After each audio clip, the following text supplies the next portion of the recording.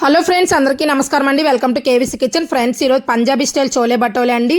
ఒక కప్పు మైదా తీసుకోవాలి, 2 స్పూన్ సూజీ రవ్వ, 1 స్పూన్ పంచదార, 1 స్పూన్ సాల్ట్, 2 స్పూన్ పెరుగు, 1 స్పూన్ తిని సోడా, 1 స్పూన్ ఆయిల్ వేసుకొని కొంచెం వాటర్ వేసుకొని చపాతీ మొదలు కలుపుకొని 4 గంటల సేపు నానబెట్టుకోవాలి. నానిన మొదలు చిన్న చిన్న ఉండలకని చేసుకొని పూరీలా ఒత్తుకొని స్టవ్ వెలిగించుకొని స్టవ్ మీద కళాయి పెట్టుకొని డీప్ ఫ్రై సరిపడా ఆయిల్ వేసుకొని ఈ పూరి దాంట్లో వేసేసుకుంటే భటోలేలా పొంగుతుందండి. తీసి పక్కన పెట్టుకోవాలి. చోలే అంటే కాబోలి శనగలు నైట్ అంతా నానబెట్టుకొని అవి కుక్కర్లో వేసుకొని ఉడికించుకొని పక్కన పెట్టుకోవాలి. ఒక మిక్సీ జార్ తీసుకొని టమాటీలు, ఉల్లిపాయలు, అల్లం వెల్లుల్లి మిక్సీ చేసి పక్కన పెట్టుకోవాలి.